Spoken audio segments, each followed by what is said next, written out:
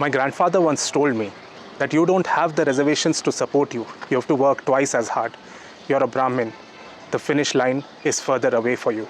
And that's what I grew up believing. I thought of the reservations as an unfair advantage given to undeserving people. In this video, we will examine the idea of merit in reservations.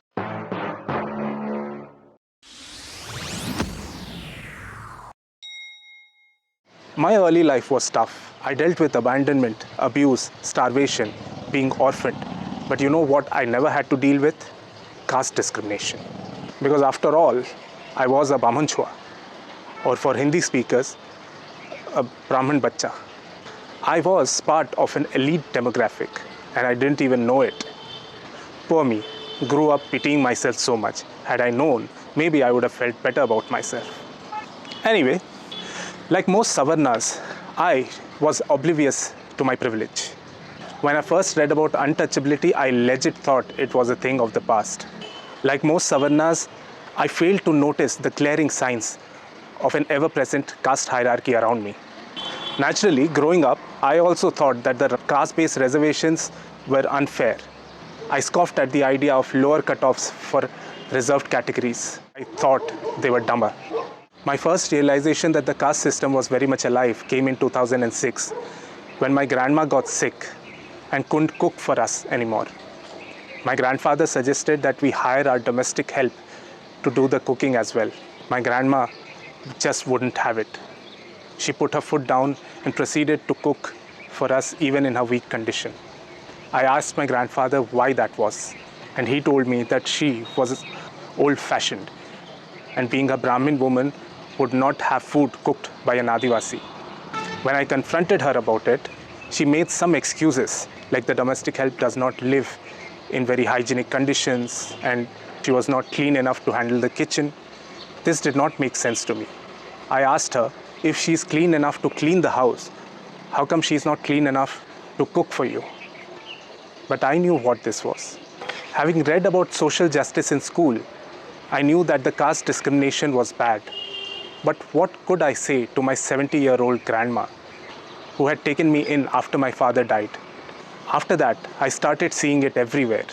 How caste-based discrimination is explained away by propagating regressive stereotypes and by calling it old-fashioned belief instead of a social evil that it is. This changed how I looked at things. Most Savarnas today, in light of post-Ambedkar sensibilities, consider the caste system to be bad, but they still engage in casual casteism. Most Savarnas are vehemently opposed to the idea of reservations. Here is an example from a few days ago. This guy left a comment on my video about the caste census. Here is what he said. His point was, the reservations are a bullshit concept as they allow incompetent students in. He thought that the government should instead help the financially weaker students. In my reply, I asked him to read up on generational privilege.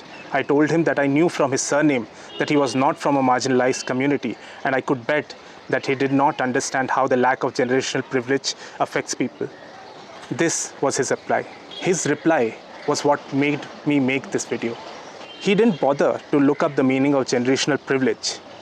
He instead assumed that I was talking about financial background and pointed out to me that he was lower middle class. He also said that alleged historical wrongs can't be the basis for letting unmeritorious students into top institutions. This was my reply. Now, many of you might have felt that the guy made sense, and that's why what I'm going to say next is important. Reservation is about access, not just about someone's financial condition. Privilege just can't be equated by how much money someone has today. Money matters, sure, but there's something which the upper castes in India have, which a Dalit who becomes rich today will not have: social capital. A poor Brahmin will still be treated better than a rich Dalit. Don't believe me? Test this theory out in public. Reservations are designed to provide the marginalized people a seat at the table. And even after 75 years, they still struggle to get a foot through the door. This brings me to the point of merit. In 2022, the Supreme Court ruled against removing the 27% OBC reservations from the All India quota seats of NEET undergraduate and postgraduate exams. The apex court noted that marks are not merit. This was flashed boldly on news channels as headline and ridiculed widely on social media. But people did not bother to understand what the court meant. The court noted that the notion that high-scoring students are meritorious leads to reproducing and reaffirming social hierarchies. This is because there are widespread inequalities that affect how a candidate performs in a competitive exam. The privileged classes have a lot of advantages, often invisible, whereas the backward classes have structural barriers to overcome. Let me try and explain these concepts with examples. My father was an Air Force officer. My grandfather was an English professor. My great-grandfather was a school headmaster back in the British era. There has been education in my family for generations. My grandfather grew up very poor, but he was never denied entry into a school, a temple, or a public place. In contrast, a Dalit student even today will face harassment in school, will not have the communication skills, accent, access to books, and a social circle of educated people that I inherited from my family because we were Brahmins. Rich or poor didn't matter that much. The generational access makes Brahmins perform better academically, which they attribute to superior genes, in turn taking ahead the myth of caste superiority. There have been studies that indicate that discrimination is associated with decline in episodic memory and worse performance in several cognitive domains. I'm not sure whether someone has pointedly studied this phenomena in the context of caste discrimination in India, but I think it is safe to assume that the social hurdles faced by the oppressed communities do affect how they perform in competitive exams. A fact that the Supreme Court acknowledged, but most people in our country fail to recognize.